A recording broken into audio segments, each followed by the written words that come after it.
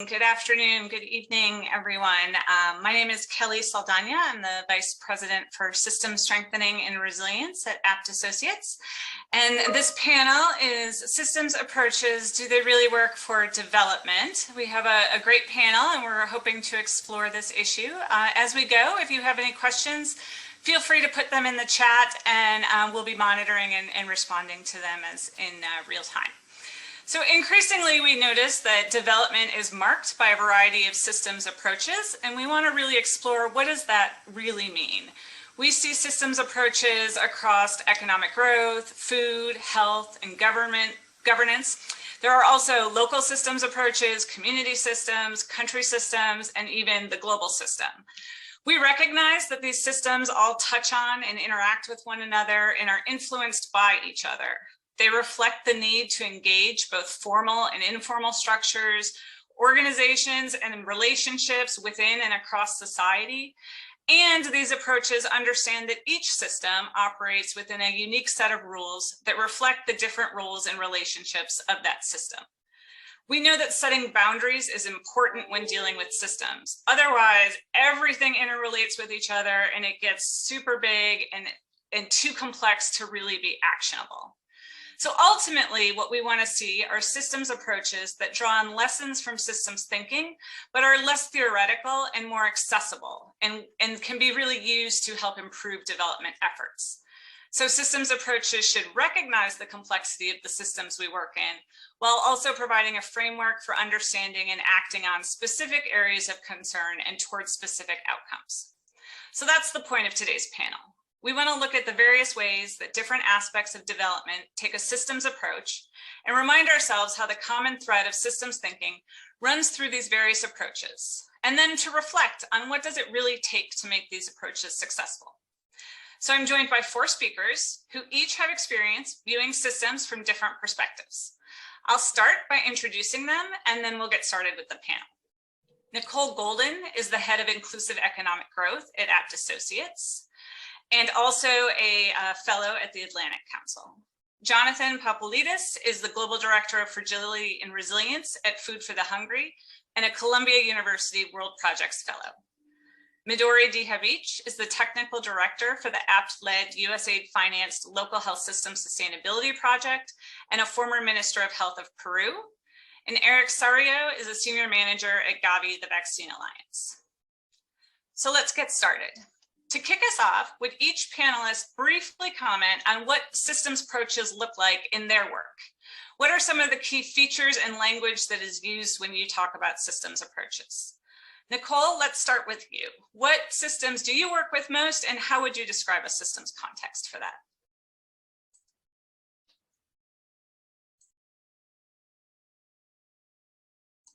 Great. Thank you very much. Thanks so much, Kelly. It's great to be with you all, and apologies for that moment there. So my work is concentrated in economic and market systems, as well as to a certain extent within equity systems.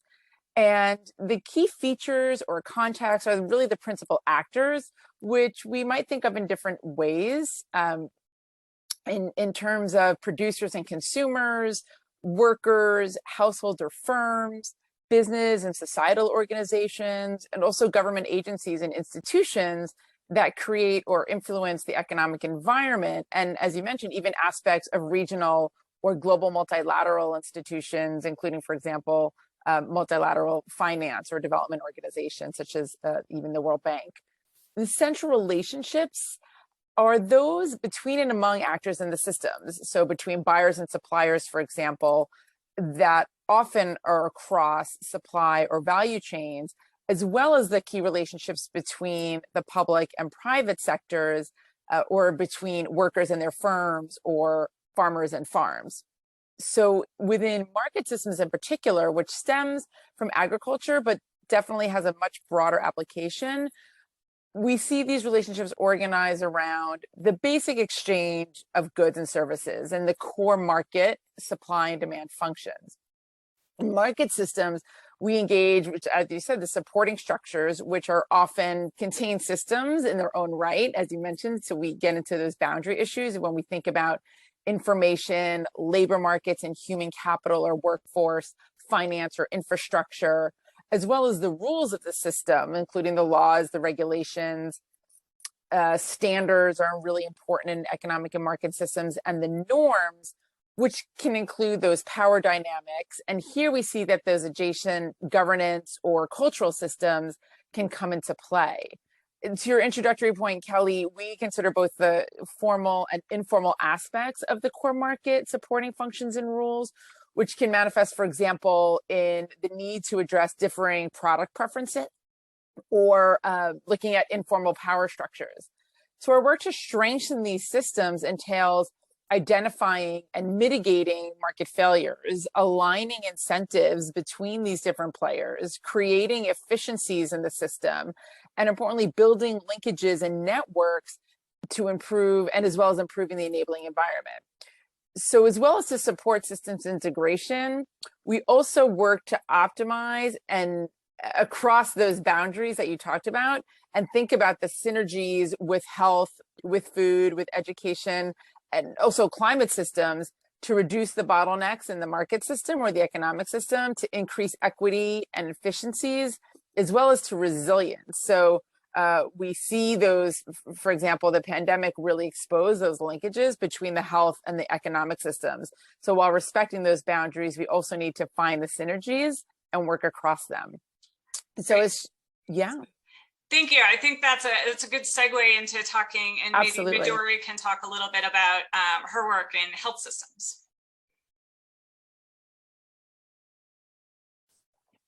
Unmute. It will happen all the time, right? Okay, sorry for that. We all need to start with that. So my work is focused on the health systems. And my experience has led me to work within the government as a high-level official, and also many, many years providing support to country counterparts or partners to design and implement health system strengthening initiatives. So it's sort of wearing both hats. And in both cases, I think, as Kelly said, this starting point of recognizing complexity is key. So recognizing and explicitly considering that you are working with complex adaptive systems or not. I mean, I think health system thinking and approaches are need to be contextualized to the specific problem and specific system that you're working on. First recognize if you're dealing with complexity, you will be in many cases doing that. But this is hard to do. I mean, I think we need to recognize that it sort of gets us to renounce, at least for a little bit, to our long-term learned and practiced way of reasoning, which is linear. So we are sort of dealing with this change in paradigm, if you will, at least for a short bit of time, and start to think with system lens. And that we need to recognize is difficult. So we use the system lens when appropriate to understand the system. So building, and that requires different perspectives, different stakeholders, different disciplines. And that is hard to do as well.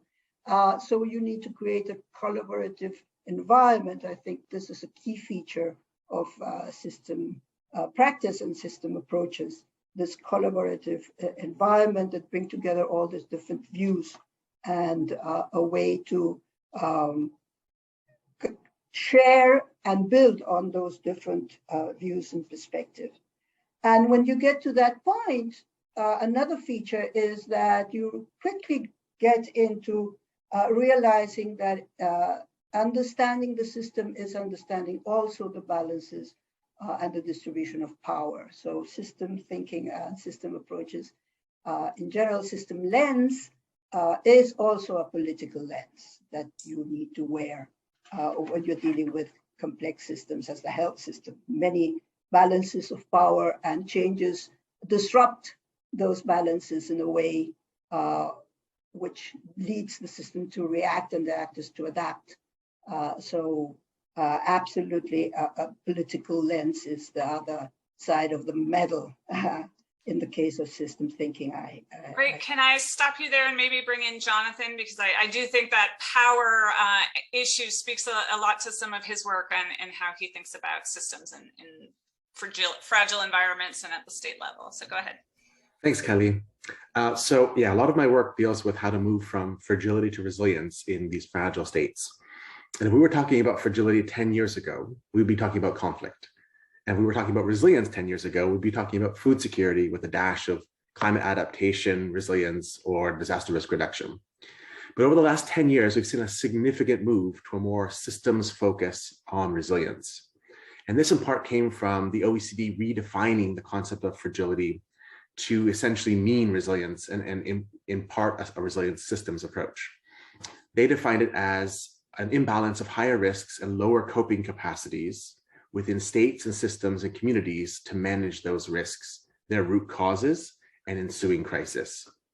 And you see this eminently valuable in a place like Haiti, where in the space of 1 year, they had an assassination of the president, political volatility, gang violence, but they also had a cholera outbreak, COVID to contend with, economic price shocks and volatility, a major earthquake, and a hurricane.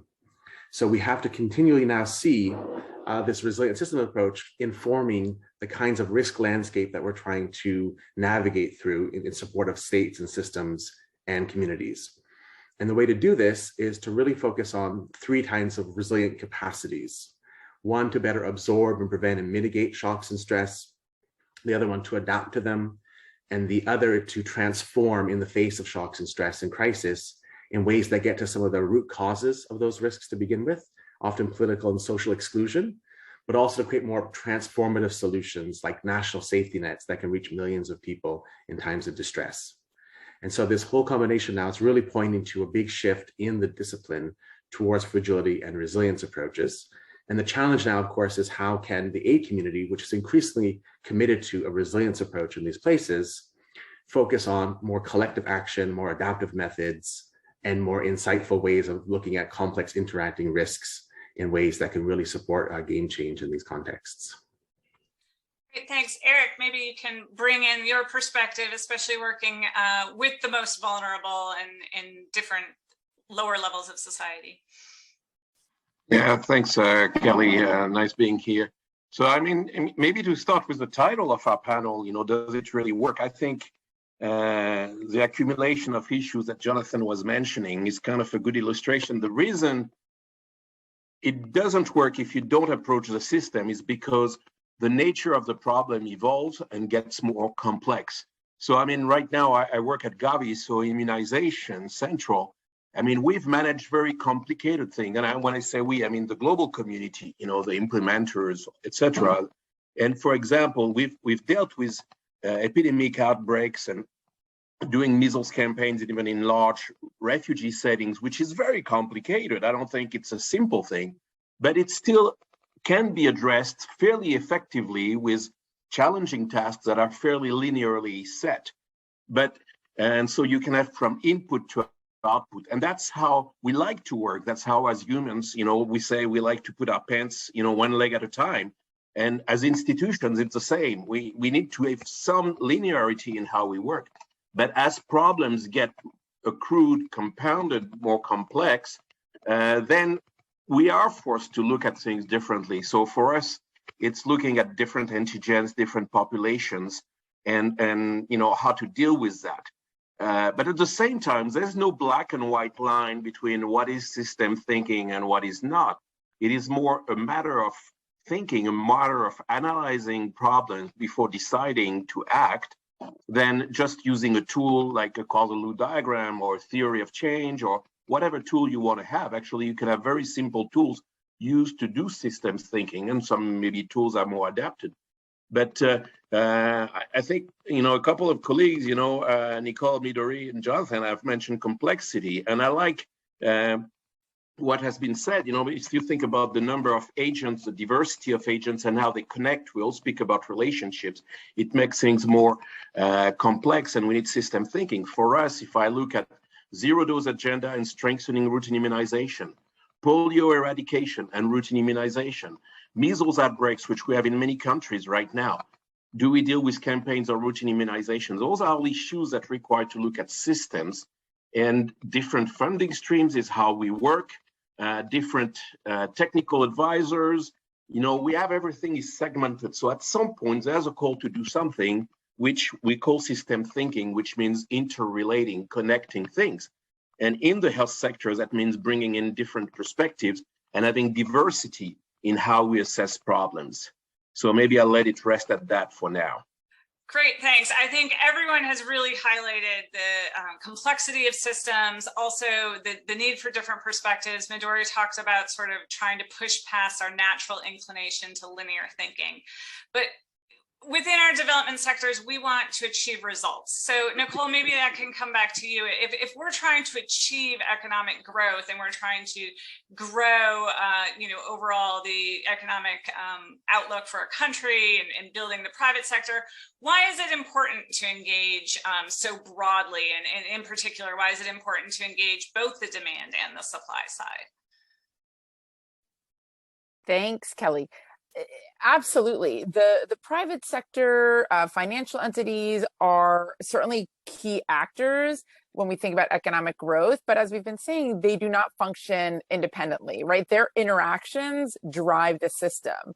So it's important that we engage both the supply and demand side to break down any barriers. Breakdown at one point in the system can hinder growth and really have a domino effect.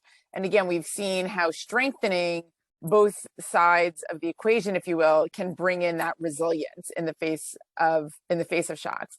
So we need to think about understanding the demand at both micro, whether that's an individual or a household, a consumer, a meta level, thinking through supply and value chains, or at that more macro level, looking at sort of trade and exports and matching the supply and demand between the two. And bringing them together because it's critical to help, again, align those incentives, address market failures, and optimize efficiencies between production and distribution. So to balance that supply and demand. And ensuring that the private sector and investors are in sync with the needs and demand is also really critical for innovation and growth, and to making sure that we are investing in new technologies or industries. So a good example of where we've seen somewhat of a market failure is take, for example, clean energy lending, where there has been inadequate investment in clean energy and financing to help overcome. We've had a gap in climate lending, for example, in climate finance, which has undermined the ability to kind of expand into the green energy market and help overcome climate risks. So that also speaks to, if we don't have accurate information in the system and transparent information, for example, on pricing, we won't see markets reconcile. A really important point I wanted to make is that while it's easy to think about the private sector in terms of multinational corporations or foreign direct investment, it's really the local business and networks and the organizations that are the heartbeat of economic and market systems. So especially micro, small, medium-sized enterprises or small-scale agriculture, which really dominate the landscape in lower income economies. And so, for example, in our recently released, inclusive market systems development approach, we really put small, medium-sized enterprises and micro enterprises at the heart of the market and the economic system. And so when we think about the tools and the methodologies and solutions, we want to bring together the supply and demand, and in particular, really hone in on those key actors.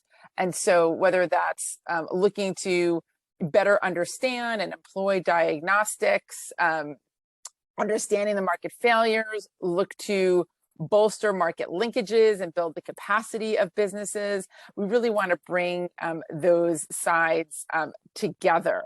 And really wanted to just drive home the point as well that while private sector really should drive and does drive market and economic systems, it's that enabling environment and civil society that make that systems approach and looking through that so critical.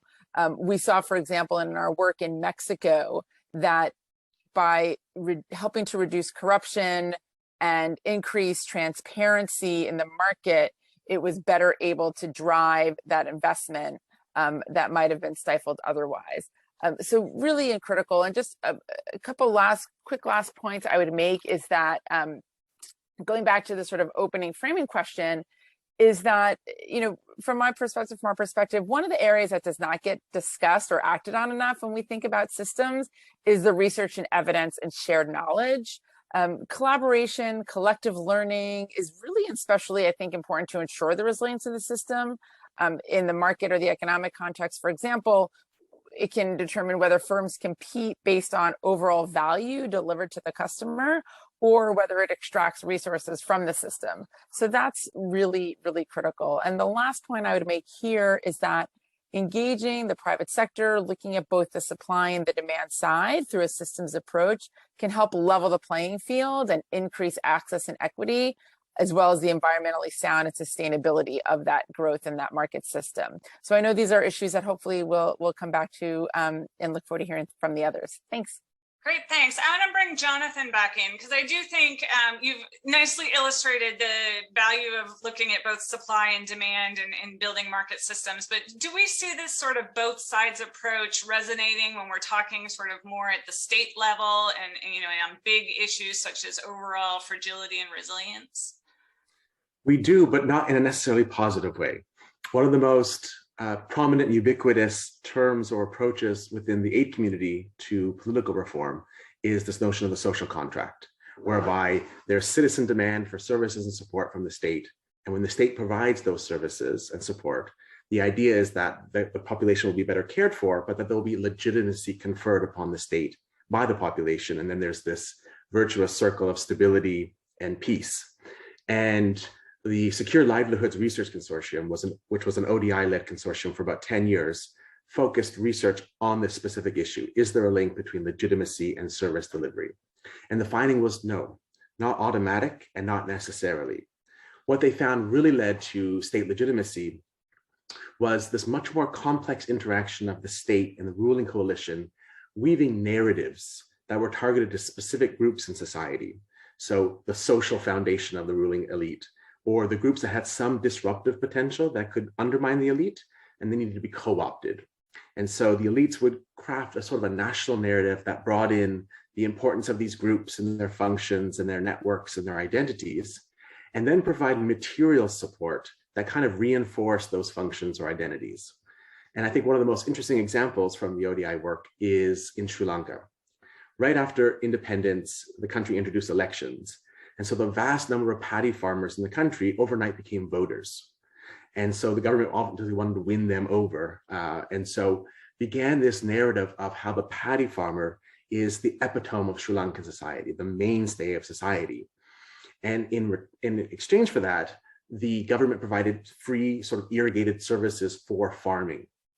And this had the effect of locking in this social reality where the paddy farmer felt like in the in-group, it belonged with the state structures, and it was getting material support. And what's fascinating is a few years later, the government tried to divert some of the irrigated water so they could have clean water in the villages and the towns and in the families of those farmers. And the farmers pushed back because they had locked in this idea that they were important as agriculturalists. And so we're getting these services that cannot be deviated from. So I think the example tells us something very interesting about the political system. It's not just an interaction, it's not an economist's sort of modeling. It involves narratives and values and symbols linked very closely to material support. It also involves looking at the political settlement in that system and seeing how these political legitimization narratives are targeted to some groups while others are excluded, in some cases repressed.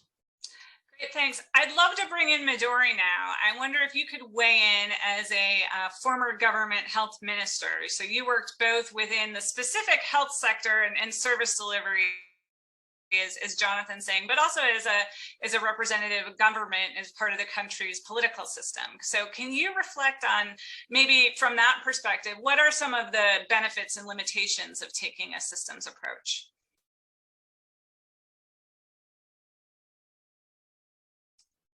You're muted again. I'm going to speak a little bit from this perspective of the high-level sort of ministerial officials, and thinking about the Ministry of Health in particular. And as we know, ministries of health are supposed to have this stewardship role to conduct the system as a whole, the health system as a whole, however fragmented that system may be, and of course also be vigilant and acting upon policies of other sectors that can have an impact on health of the population. So it's very clear that from that perspective, the systems approach is a very good fit to analyze the complexities of these stewardship and governance functions of the health system. However, I do feel that adopting system approaches is not common in governmental spheres, particularly in low and middle income countries. So even though they seem to be highly relevant, and going back to the title of our presentation, our webinar, a Minister of Health, a staff in the Ministry of Health would ask if posed with the possibility of developing capacities for systems approaches, I assume they would immediately ask, well, how does that improve my work, my functions, my practice, my responsibilities? And so that is not clear. It is not particularly clear, I think, in some of these governments, that they are already using, or these teams, that are already using some of the tools, some of the approaches, but not necessarily in a systematic way. So benefits, I think, are clear, but there are challenges to doing this in the public sector. One is, of course, having the champions to lead this, having the political endorsement, the adoption of this as a valuable tool at the leadership level. It is difficult for governments, for ministries of health, to bring in the voices of the different stakeholders as part of governmental policy making, which is basically what the systems approaches would lead to. They also can lead, in many cases, to multi-sectoral strategies. And we do know that bureaucracies are, in the bureaucratic system, it is difficult to establish well-functioning, effective, and sustainable mechanisms for collaboration between ministers and sectors. So that's always a challenge. And I think the biggest challenge, which is not only for public sector, but in general, is to have institutions that are learning organizations. I mean, if we don't have this loop between practice, systems approaches, and local implementation, learning, adapting, and continuing the cycle of the systems approach, you won't get all the benefit of this approach. It is in the adaptation, as we have seen in the COVID area, adaptation and innovation that is needed for the full realization of the potential of system thinking and system approaches, I think. Thank you. And so, Eric, you've done a lot of work with communities, and I think Midori's provided the perspective from a government official. And in your work with communities, I wonder if you have any reflection on what she said and whether or not civil society views benefits or limitations of the systems approach, or what challenges they might encounter. Yeah, thanks, Kelly. And I had the pleasure of working within Midori's team on LHSS before joining Gavi, so that was a great bit of fun, and putting these learning approaches into part. But to go to the community and then the civil society level, humans live in social systems, and those are systems as well. And that is within these systems, just like Midori is describing discussion across sectors, it is in these relationships that we construct meaning.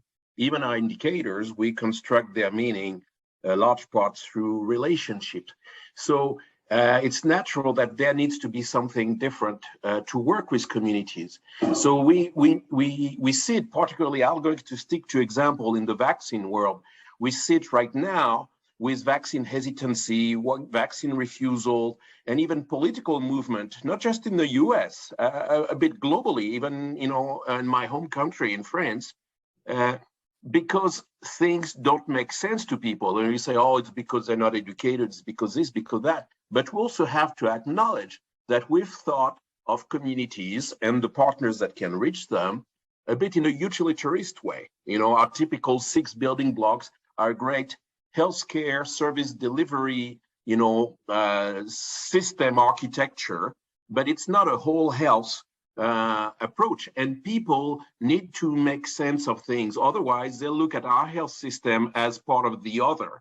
And we're really facing this other dialogue. So I like, that's one of the reasons why, we're looking at demand here at Gavi. How can we resource demand, which is still a little bit utilitarist, but we're also looking at community health. We're looking at gender, things that try to change the system. And then civil society organization become a translation between, the language, the thinking of government structure, of public administration, ministries of health, and the language of social structures, organic women's groups. I'm a big fan of the care groups, or the PLA women's group, or, in vaccination in Mali, I just visited, women leaders who organize, local accountability and mobilization. And you've got vaccine ambassadors.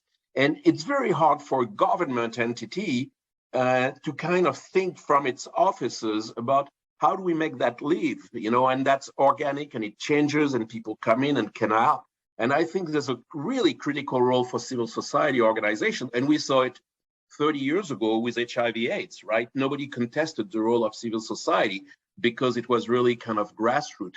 So I think we need to think about systems as interacting, not just people in the system, but the different subsystems interacting. And that's what we can try to see when it's successful in community health and with civil society engagement.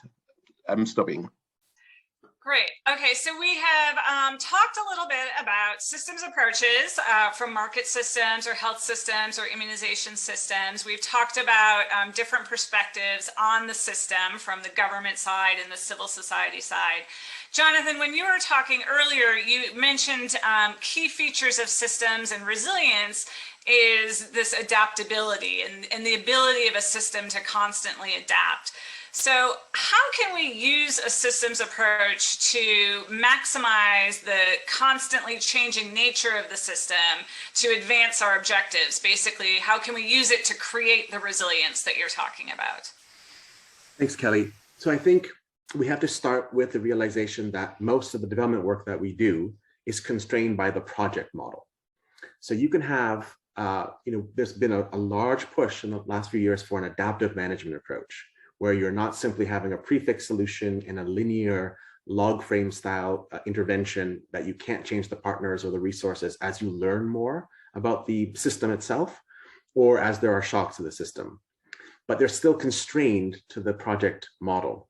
And that limits how much of the system you see and how much of the system you can influence, because it's a very localized type of structure.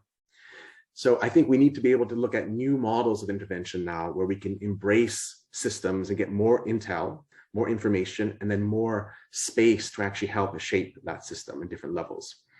And so the portfolio approach that we're now seeing that USAID uses and FCDO and others is looking across an entire agency's portfolio to see what are we learning about the social, political, economic system from different colleagues working on different teams in different sectors and systems. Also looking at what's working and what's not, and how do we move resources into a place that we can really make a big difference in a particular system in its moment of adaptation.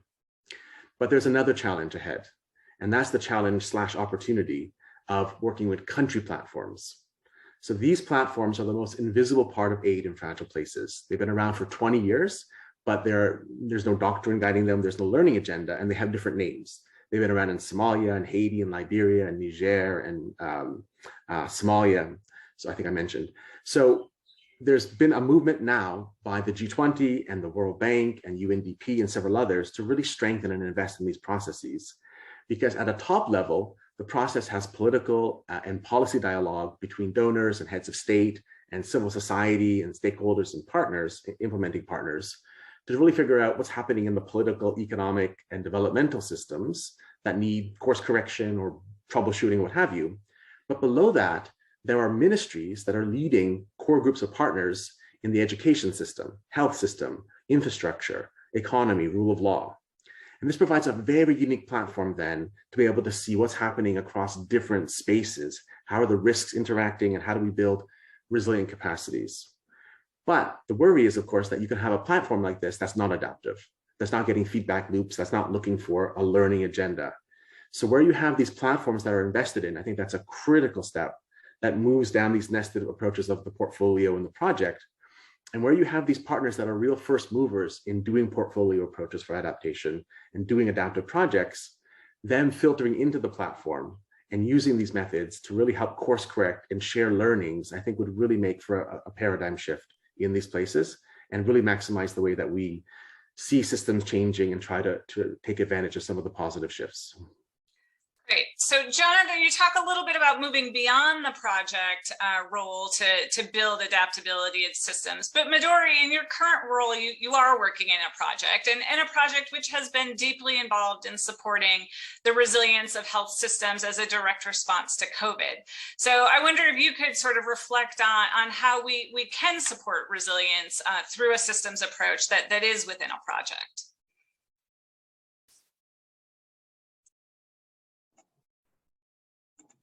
Sure, Kelly. Very interesting conversation. So, as Jonathan was saying, these and I think COVID has highlighted the inadequacy of the linear thinking very well. It's been really interesting to hear him. And from the perspective of the LHSS project, we needed to pivot very quickly towards supporting countries and local partners for the emergency response. And what we have learned so far, I think, stands out very clearly, is that a project like ours can support the capacity of local actors to respond to stressors and shocks. And we've seen this in COVID, and we also have the opportunity to work with some Latin American countries which are dealing with the integration of large migrant flows into the health systems. So this ability of the actors in the system to adapt, the adaptability as this capacity of the actors to manage resilience is something that we are learning about. We have learned over the couple of years, and I would like to mention some examples for us. In Kyrgyzstan, we saw a very interesting process in which, responding to the urgency and the demand for hospital services due to COVID, there was an adaptation and innovation that was implemented regarding what they call the universal nurse model, which is an effective hospital staffing model to reorganize workforce and improve efficiency and quality of the care that is being provided. So that was, so adaptability for me, and I'll put some other examples, is very closely linked to this idea of innovation. Actors innovating to face these shocks and stressors and build this resilience in the systems. Another interesting, very interesting example is in Colombia. We have worked with the subnational entities, the territorial entities, to install this surge capacity of health workforce, which is a key element in system resilience discussion in health systems. So how can we work in a way in which health force can develop, the system can develop capacity to have a surge capacity of health workers. And this has been really, really interesting. It was an innovation. It is an innovation. It is being institutionalized And it affected the whole system at the regional level, at the local level. We have seen networks of public and private laboratories working together. We have seen in Colombia as well, and other countries, actors from the public and the private sector that usually did not work together, coming together to face the COVID and learning in the process of what can be more sustainable and continuous collaboration between public and private laboratories, as well as with academia. Also, so there is some documentation about how academia has participated in COVID and what it has brought to the table and what it can bring to the table in health system strengthening in the long and medium and long term. So yes, from our project, we have seen these very different innovations. And of course, I think these innovations have looked to change the way things work in a way that they can, again, I repeat, in the way that they can better face shocks and stresses.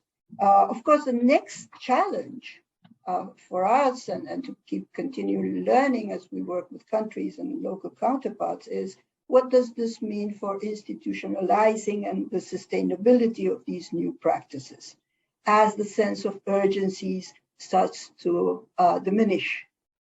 So we are at that point in this moment. Great innovations, the sense of urgency is diminishing. How can we support sustainability and institutionalization?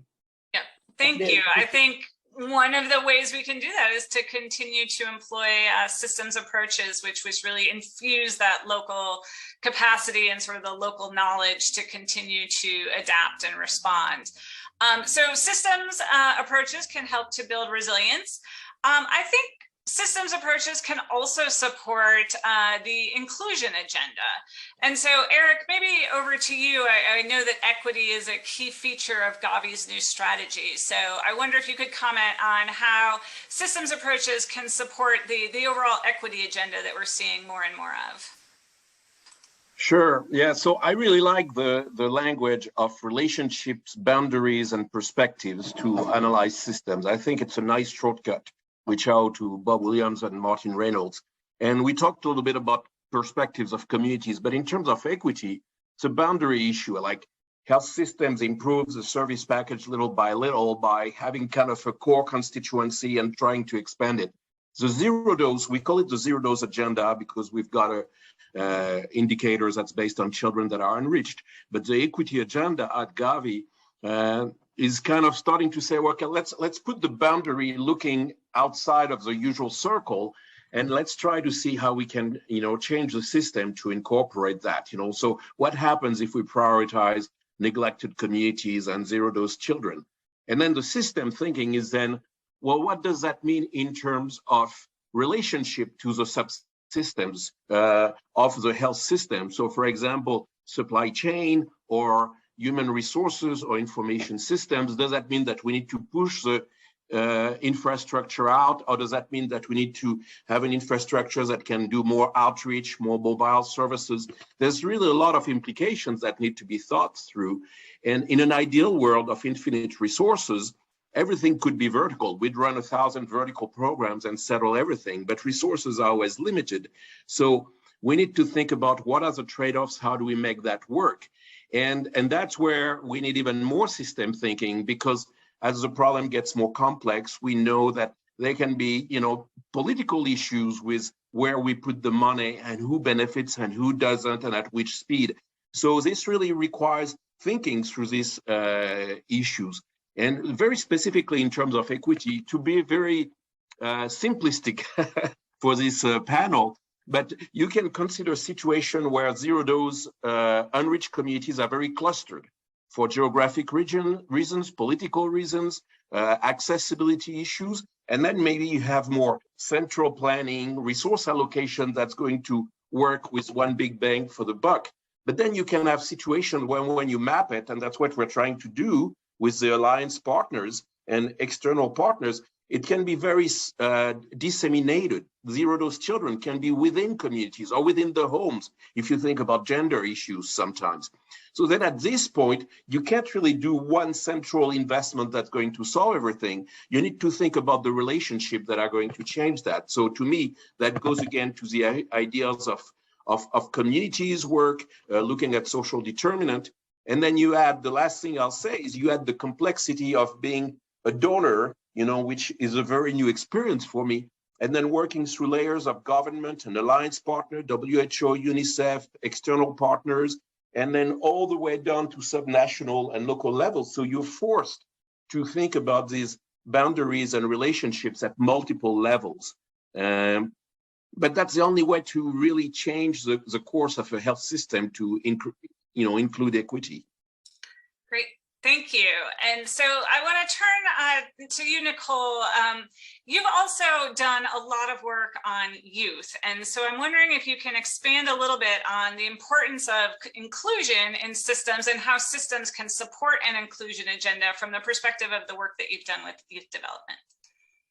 Great. Thanks so much, Kelly. And I really liked Eric's point about the thinking of these systems almost as a horizontal across the vertical systems that we've been talking about. And systems are integral to youth inclusive economic growth and youth development more broadly. They're really a foundation of the positive youth development approach, which has been widely adopted by APT and by USAID. And in fact, USAID just released its updated youth and development policy the other week, and includes as one of its 3 objectives that youth have a stronger voice and are better served by local and national systems. And we know, as youth being more than half the population of the world, having strong youth development systems are not only important to the systems we've been talking about, but really to seeing our development outcomes more broadly. So in the youth development context, sort of the key elements that we think about are those norms, including expectations from families and culture and societies that can affect youth choices. So for example, in the economic growth space, this could affect career pathways, especially among young women, or it could affect the risk tolerance for entrepreneurship. It's the relationships and networks that we've been talking about. So in the youth development system, those might be peer-to-peer relationships or those intergenerational youth-adult relationships that are really critical.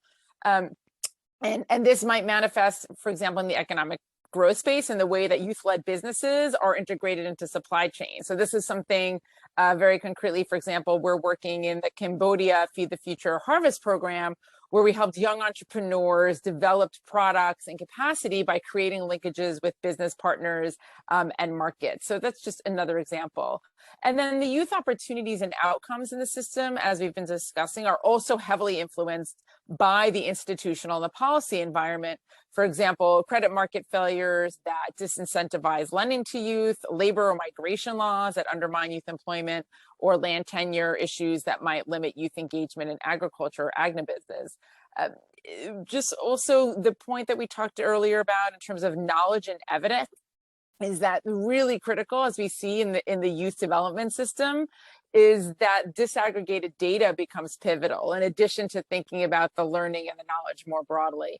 And finally, I'll just say that coming back to that systems adjacency point and respecting but breaking boundaries where necessary is to note how cross-sectoral integration is really critical in youth development and the youth development system, because the dimensions of their lives are so interconnected. So when, again, going back to thinking about health and education and employment and economics and all of that interactivity is really a critical aspect of the youth development system. Great, thank you. I think we could probably continue talking about this for a long time, but I also think we're just about out of time.